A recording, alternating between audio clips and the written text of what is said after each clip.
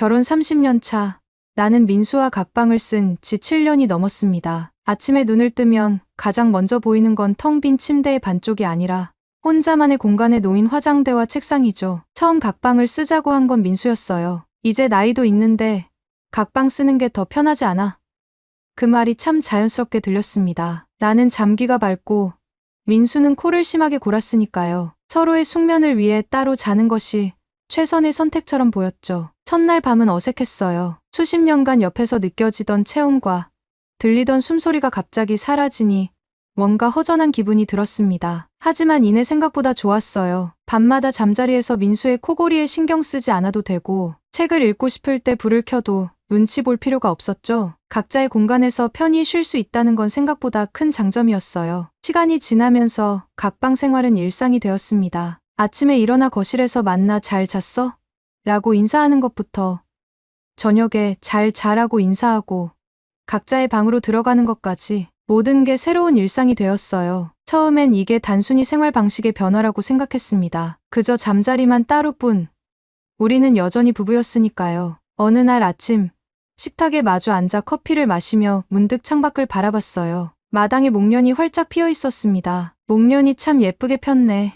민수에게 말했지만 그는 신문만 뚫어져라 보고 있었죠. 그제서야 깨달았어요. 우리는 단순히 각방을 쓰는 것이 아니라 어느새 각자의 삶을 살고 있다는 사실을. 잠자리만 분리된 게 아니라 마음의 거리도 조금씩 멀어지고 있었던 겁니다. 저녁 식사 후 설거지를 하다가 물었어요. 민수, 우리 이번 주말에 뭐 할까? 민수는 텔레비전을 보며 대답했죠. 난 골프 예약 잡아놨는데. 대화는 거기서 끝났습니다. 민수는 텔레비전에, 나는 설거지에 집중했어요. 물 흐르는 소리와 텔레비전 소리만이 집안을 채웠죠. 예전 같았으면 주말 계획을 함께 세웠을 텐데 이제는 그런 게 당연하게 느껴졌어요. 각자의 공간, 각자의 시간, 각자의 삶. 이게 우리의 일상이 된 지 오래였습니다. 처음엔 작은 차이였습니다. 아침에 일어나면 잘 잤어?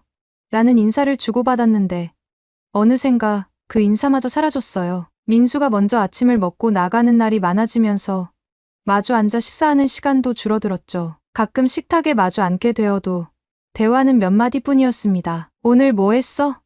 내가 물으면 민수는 시선을 밥그릇에 고정한 채로 대답했어요. 그냥 이것저것. 그래. 말이 끊기면 숟가락 부딪히는 소리만 공기를 채웠습니다. 눈을 마주치는 일도 점점 줄어들었어요. 전에는 저녁 식사 후 함께 산책을 하거나 텔레비전을 보며 하루 일과를 나누곤 했는데 이제는 민수가 바로 자기 방으로 들어가 버립니다. 스마트폰을 보거나 책을 읽는다고 하죠. 민수는 퇴직 후 골프 모임에 자주 나갔어요. 처음엔 일주일에 한 번이었는데 이제는 거의 매일 아침을 먹고 골프백을 들고 나갑니다. 골프장에서 만난 친구들과 점심도 먹고 때로는 저녁 식사까지 함께 한다고 하죠. 나는 그 시간에 오랜 친구들과 만나 차를 마시거나 여행을 다니며 시간을 보냈습니다. 주말이면 자주 서울에 살고 있는 딸 지은이를 찾아가기도 했어요. 겉으로 보기엔 문제없는 부부였습니다. 싸움도 없었고 큰 갈등도 없었어요. 하지만 집에 있는 시간이 겹치더라도 각자 자기 방에서 시간을 보내는 날이 많아졌죠. 테이블 위에 놓인 과일 접시가 며칠이고 그대로인 것을 보면서도 당신이 먹으라고 깎아뒀어라는 말을 건네지 않게 되었습니다. 민수가 좋아하는 음식을 특별히 준비하는 일도 줄어들었어요. 하루는 딸 지은이가 전화로 물었죠. 엄마, 아빠랑 잘 지내? 요즘 아빠가 전화를 잘 안 받으시던데. 나는 아무렇지 않게 대답했습니다. 그래. 잘 지내지. 아빠는 요즘 골프 모임이 많아서 바쁘신가 봐. 하지만 전화를 끊고 나니 이상한 기분이 들었어요. 잘 지낸다는 게 무슨 의미인지 생각해보니 더 이상 서로에게 관심이 없는 상태를 가리키는 것 같았습니다. 여름휴가 때 지은이네 가족과 함께 제주도로 여행을 갔어요. 손녀 서연이가 할아버지랑 할머니는 왜 방을 따로 써요? 라고 물었을 때 민수는 웃으며 대답했죠. 할아버지가 코를 많이 골아서 할머니가 잠을 못 주무시거든. 그 말에 서연이는 순진하게 고개를 끄덕였지만 나는 문득 서글픈 생각이 들었습니다. 이제는 외박까지 하는 여행에서도 각방을 쓰는 게 자연스러워진 거예요. 호텔 방에서 혼자 창밖을 바라보며 생각했죠. 우리는 언제부터 이렇게 서로에게 무관심해졌을까? 언제부터 각자의 생활이라는 명분 아래 서로를 배제하게 됐을까? 그렇게 생각하자니 갑자기 마음이 무거워졌어요. 하지만 그 무거움조차 민수와 나누고 싶지 않았습니다. 그것마저도 혼자 감당하는 게 편해진 거죠. 어느 날 밤, 화장실에 가려고 거실을 지나는데 민수의 방문이 살짝 열려 있었습니다. 시계는 자정을 가리키고 있었죠. 방 안에서 휴대폰 불빛이 새어나왔어요. 평소라면 그 시간이면 민수는 깊이 잠들어 있을 시간인데 무슨 일인가 싶었습니다. 문득 궁금증이 일었어요. 이 시간에 누구랑 연락하는 거지? 아무렇지 않은 척 지나쳤지만 찜찜한 기분이 들었습니다. 화장실에 들어가 세면대에 찬물을 틀고 얼굴을 적셨어요. 거울 속 내 얼굴이 낯설게 느껴졌죠. 주름이 깊어진 눈가를 손가락으로 만지며 생각했어요. 민수는 나를 여전히 아름답다고 생각할까? 우리가 마지막으로 서로에게 진심 어린 칭찬을 했던 때가 언제였는지 기억조차 나지 않았습니다. 그날 이후 민수의 행동에 자연스럽게 신경이 쓰였어요. 민수가 늦은 시간까지 휴대폰을 들여다보는 일이 점점 잦아지는 것 같았죠. 식사 중에도 문자 알림음이 울리면 자리를 박차고 일어나 방으로 들어가곤 했습니다. 예전 같았으면 누구야? 라고 물었겠지만 이제는 그런 질문도 하지 않게 되었어요. 우리 사이에 암묵적인 경계선이 생긴 것 같았습니다. 토요일 아침, 민수는 평소보다 일찍 골프백을 꺼내며 말했어요. 오늘은 좀 늦을 것 같아. 저녁까지 약속이 있어서. 나는 커피를 마시며 대답했죠. 그래. 알았어. 더 묻지 않았어요. 예전 같았으면 누구랑 만나? 어디서 먹어? 라고 물었을 텐데 이제는 그런 질문이 불필요하게 느껴졌습니다. 어쩌면 대답을 듣기 두려웠는지도 모르겠어요. 그날 저녁 홀로 텔레비전을 보다가 꾸벅꾸벅 졸았습니다. 깜짝 놀라 시계를 보니 11시가 넘어 있었어요. 민수는 아직 돌아오지 않았죠. 휴대폰으로 전화해볼까 생각했지만 곧 마음을 접었습니다. 내가 왜 전화해? 성인인데. 씁쓸한 마음으로 방으로 들어갔어요. 다음 날 아침 민수가 샤워하러 간 사이 거실 테이블 위에 놓인 그의 휴대폰이 진동했습니다. 무심코 바라본 화면에 메시지가 떴어요. 오늘 너무 즐거웠어요. 다음에 또 만나요. 발밑이 무너지는 기분이었어요. 손이 떨렸고 심장이 빠르게 뛰었습니다. 메시지는 미연이라는 이름으로 와 있었죠. 누군지 전혀 들어본 적 없는 이름이었어요. 휴대폰을 집어들까 말까 망설이다가 샤워실에서 물소리가 멈추는 것을 느끼고 급히 자리를 피했습니다. 부엌에서 커피를 타면서도 손이 계속 떨렸어요. 내가 모르는 누군가와 민수는 즐거운 시간을 보내고 있었다는 사실이 머릿속을 맴돌았습니다. 혹시 오해일까? 단순한 친구 사이일까?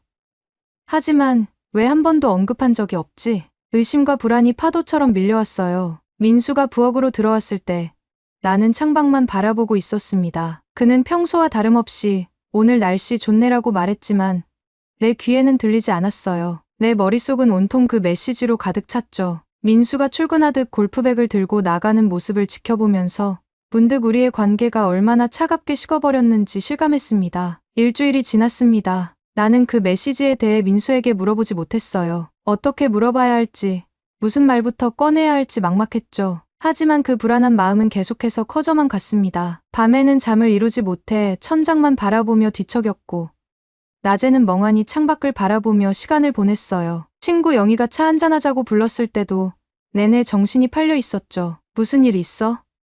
안색이 안 좋네. 영희의 말에도 대충 피곤하다고만 얼버무렸습니다. 어떻게 말해야 할지 모르겠었어요. 내 남편이 다른 여자와 만나는 것 같아라는 말이 입 밖으로 나오는 순간 모든 게 현실이 될 것만 같았거든요. 그러다 결국 참지 못하고 민수의 휴대폰을 확인했습니다. 민수가 샤워하는 동안 떨리는 손으로 그의 휴대폰을 열었어요. 비밀번호는 우리 결혼 기념일이었죠. 어쩌면 비밀번호조차 바뀌었을지 모른다는 불안감이 들었지만 다행히 여전히 같았어요. 메시지함을 열자 미연과의 대화가 수십 개 쌓여 있었습니다. 콘서트 얘기, 식사 약속, 영화 감상평. 대화는 몇 달 전부터 시작되어 있었어요. 사진도 있었죠.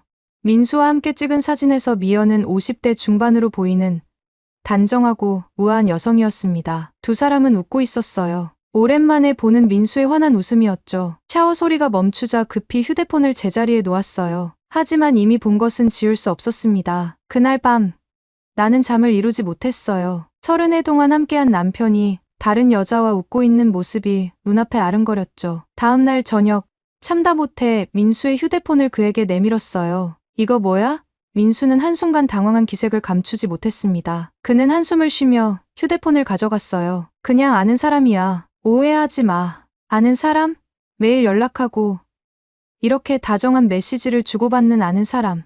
목소리가 떨렸습니다. 30년 함께한 시간이 무너져 내리는 것 같았어요. 민수는 대답하지 않았어요. 그저 휴대폰을 주머니에 넣고 자기 방으로 들어가 버렸죠. 문이 닫히는 소리가 온 집안에 울려 퍼졌습니다. 나는 그날 밤 혼자 침대에 누워 천장을 바라보았어요. 우리는 언제부터 이렇게 멀어진 걸까? 생각해보니 각방을 쓰면서부터 우리는 부부라는 관계를 유지할 노력조차 하지 않았습니다. 손 한 번 잡는 것도, 서로의 하루를 물어보는 것도 자연스레 사라졌죠. 그 결과 나는 민수의 마음을 놓쳤고 그는 다른 누군가에게 기대고 있었어요. 잠들기 전 민수와의 첫 만남을 떠올렸습니다. 대학교 도서관에서 우연히 같은 책을 찾았던 그날, 민수의 웃음이 얼마나 눈부셨는지, 결혼식 날 평생 당신을 사랑하겠습니다라고 약속했던 그 순간이 어제 일처럼 생생했어요. 그런데 지금은 우리는 한 지붕 아래 남남처럼 살고 있었습니다. 며칠 동안 냉전이 이어졌습니다. 민수와 나는 최소한의 말만 주고받았어요. 밥 먹어.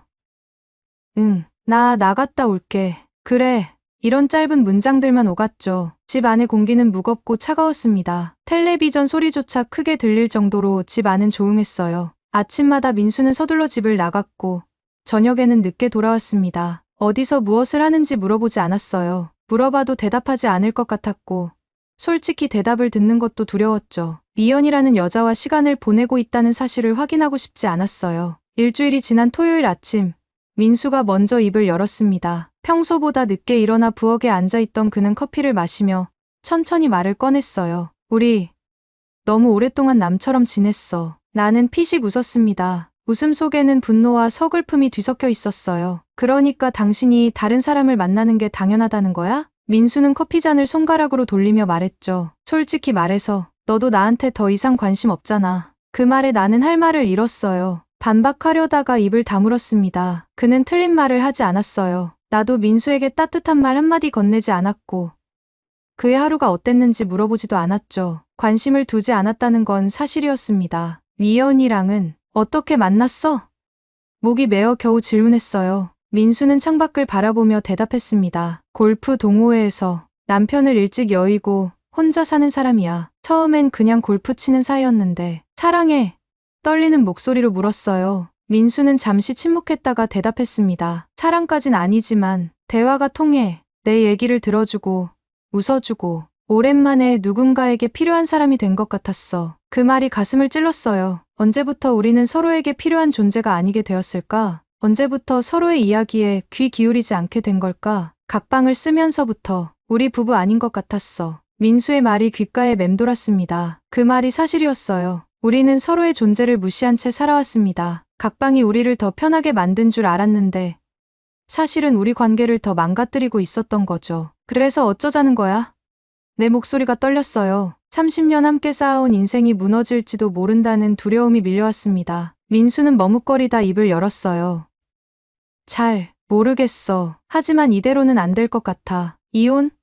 그 단어를 내뱉는 순간 가슴이 무너져 내렸습니다. 민수는 고개를 숙였어요. 대답 대신 깊은 한숨만 내쉬었죠. 그 침묵이 모든 것을 말해주고 있었습니다. 부엌 창문으로 들어오는 햇살이 따뜻했지만 내 마음은 얼어붙었어요. 이렇게 끝나는 건가? 30년의 결혼 생활이, 두 아이를 함께 키우고 수많은 기쁨과 슬픔을 나눴던 시간이 이렇게 허무하게 끝나는 건가?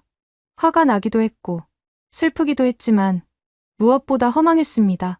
이혼 이야기가 나온 이후 집 안의 공기는 더욱 무거워졌습니다. 민수는 골프 모임을 핑계로 거의 집에 들어오지 않았어요. 가끔 밤늦게 돌아와 짐을 챙기고 아침 일찍 나가곤 했죠. 나 역시 혼자 있는 게 편했습니다. 서로 마주칠 때마다 어색한 침묵이 흐르는 것보다는 차라리 혼자 있는 편이 낫다고 생각했어요. 딸 지은이에게는 아직 말하지 못했습니다. 어떻게 말해야 할지 막막했어요. 엄마 아빠가 이혼하기로 했어 라는 말을 어떻게 꺼내야 할까? 30년 동안 지켜온 가정이 무너진다는 사실을 어떻게 받아들이게 할 수 있을까?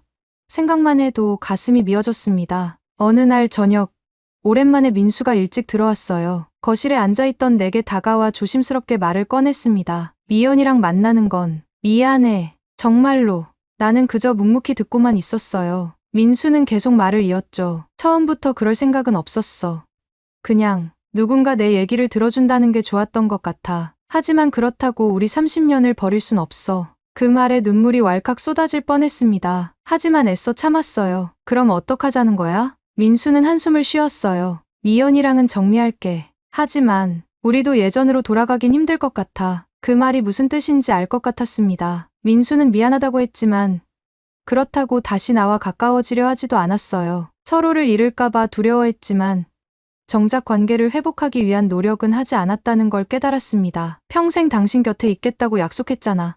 내 목소리가 떨렸어요. 그런데 이제 와서 다 포기하겠다는 거야? 민수는 고개를 숙인 채 대답했습니다. 노력해보고 싶어. 하지만 어디서부터 시작해야 할지 모르겠어. 그 말을 듣고 나니 갑자기 피로감이 밀려왔어요. 이 상황이 모두 무의미하게 느껴졌습니다. 우리는 너무 오랫동안 서로에게 무관심했고 그 결과 완전히 멀어져 버렸어요. 이제 와서 회복할 수 있을까? 그런 의지가 정말로 있는 걸까? 그날 밤 나는 처음으로 민수의 방 앞에 섰습니다. 노크를 해야 할지 그냥 들어가야 할지 고민했어요. 손을 들어 문을 두드리려다가 문득 멈췄죠. 민수가 문을 열면 뭐라고 말해야 할까? 우리 다시 시작해볼까? 라고. 그런 말이 과연 의미가 있을까? 문을 열까 말까 고민하다가 결국 노크도 하지 않고 돌아섰어요. 내 방으로 돌아와 침대에 누웠습니다. 텅 빈 침대의 반쪽을 바라보면서 생각했죠. 이 공간에 민수가 있었던 적이 언제였는지. 너무 오래되어 기억도 가물가물했습니다. 이미 늦어버린 것 같았어요. 우리의 관계는 너무 오랫동안 방치되어 있었고 이제 와서 복구하기엔 너무 많은 것이 깨져 있었습니다. 각방을 쓰기 시작했을 때 그것이 우리 관계의 종말을 의미할 줄 누가 알았을까요?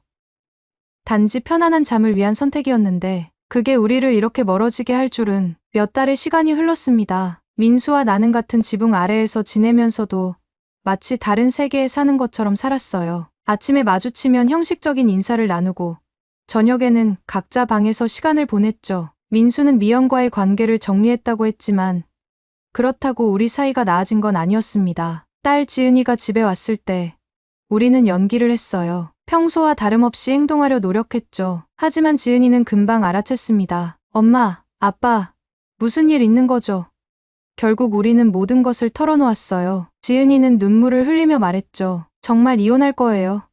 정말로? 그 질문에 우리는 대답하지 못했습니다. 민수와 나는 서로를 바라봤어요. 민수의 눈에도 망설임이 있었습니다. 하지만 우리는 이미 너무 멀리 와버린 것 같았어요. 결국 여름이 지나고 가을이 깊어갈 무렵 우리는 협의 이혼을 하기로 결정했습니다. 민수는 따로 아파트를 얻었고 나는 이 집에 남기로 했어요. 집을 정리하면서 많은 추억이 떠올랐습니다. 결혼식 사진, 아이들의 돌사진, 가족 여행 앨범, 30년의 시간이 고스란히 담겨 있었어요. 이삿짐을 싸는 민수를 보며 묘한 기분이 들었습니다. 이제 정말 끝나는구나. 우리의 30년이 여기서 끝나는구나. 가슴 한편이 무너져 내리는 느낌이었어요. 짐을 다 싸고 현관에 선 민수가 마지막으로 말했습니다. 우리 각방 쓰지 말았어야 했어. 그 말에 잠시 침묵이 흘렀어요. 나는 담담하게 대답했습니다. 그러게, 처음엔 편할 줄 알았는데 결국 그게 우릴 멀어지게 했네.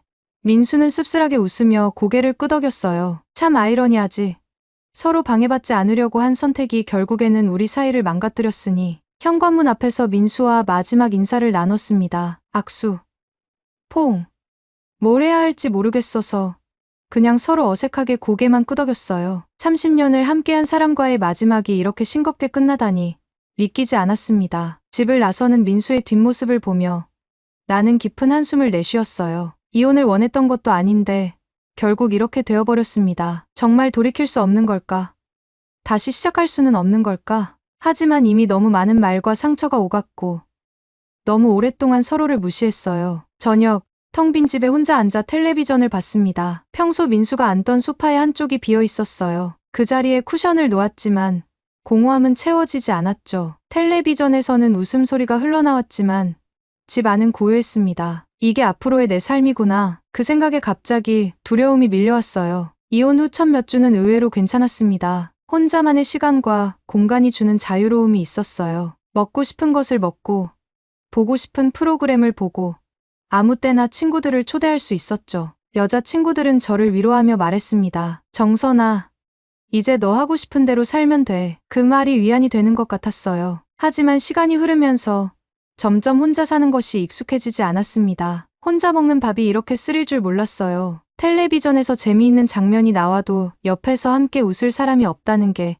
이렇게 허전할 줄 몰랐죠. 아무 말 없이 텅 빈 집에 들어설 때의 그 공허함이 이렇게 클 줄 몰랐습니다. 외출했다가 문을 열고 집에 들어서면 다녀왔어요라고 말하고 싶은데 대답해 줄 사람이 없었어요. 저녁이면 자연스레 민수의 방문 앞을 지나가다가 그가 더 이상 그곳에 없다는 사실을 문득 깨닫곤 했습니다. 그럴 때마다 마음 한구석이 무너져 내렸어요. 어느 날 저녁, 혼자 저녁을 먹으며 생각했습니다. 각방을 쓰는 것이 단순한 생활 방식의 변화라고 생각했어요. 하지만 그것은 부부 사이의 거리감을 더 넓히는 선택이었죠. 공간의 분리가 마음의 분리로 이어졌고 결국 우리는 완전히 남이 되어버렸습니다. 지은이가 주말마다 찾아왔어요. 처음엔 걱정스러운 얼굴로 제 상태를 살폈지만 점차 익숙해졌죠. 어느 날 지은이가 물었습니다. 엄마, 정말 아빠랑 화해할 생각 없어요? 그 질문에 뭐라고 대답해야 할지 몰랐어요. 화해? 이미 우리 사이에는 너무 많은 강이 흘러갔는데. 민수에 대한 소식은 지은이를 통해 들었습니다. 그도 혼자 사는데 적응하는 중이라고 했어요. 요리를 배우고 집안일도 스스로 하는 법을 익히고 있다고 했죠. 미영과는 정말로 연락을 끊었다고 합니다. 그 말을 듣고 묘한 기분이 들었어요. 안도감? 아쉬움? 복잡한 감정이었습니다. 추석이 다가왔습니다. 예전 같았으면 온 가족이 모여 음식을 준비하고 차례를 지내고 함께 식사를 했을 텐데 생각하니 마음이 무거워졌어요. 지은이네 집에서 모이기로 했다는 연락을 받았을 때 민수도 갈지 물어보고 싶었지만 참았습니다. 추석날 지은이네 집에 도착하자 현관에서 민수와 마주쳤어요. 둘 다 잠시 어색하게 서 있다가 작게 인사를 나눴죠. 오랜만이야. 그러게. 서로의 얼굴을 보니 마음이 이상했습니다. 30년을 함께한 사람인데 이제는 어색한 타인이 되어버렸다는 게. 식사 자리에서 손녀 서연이가 갑자기 물었어요. 할머니, 할아버지는 왜 따로 살아요? 온 식탁이 조용해졌습니다. 지은이가 얼른 화제를 돌리려 했지만 서연이는 계속 물었어요. 싸웠어요? 민수가 부드럽게 대답했습니다. 아니, 그런 건 아니야. 할머니랑 할아버지는 그냥 각자 편한 대로 살기로 했어. 그 말을 듣는데 갑자기 눈물이 왈칵 쏟아질 것 같았어요. 화장실에 가서 얼굴을 적시며 생각했습니다. 정말 편한 대로 살기 위한 선택이었을까? 지금의 이 공허함, 이 외로움이 과연 편한 걸까? 이제 와서 후회해도 소용이 없었습니다. 이미 돌이킬 수 없으니까요. 누군가에게 조언을 한다면 이렇게 말해주고 싶었어요. 부부는 함께해야 한다. 따로 자는 순간 마음도 함께 멀어진다. 이야기 어떻게 들으셨나요? 구독과 좋아요는 영상 제작에 큰 힘이 됩니다. 감사합니다.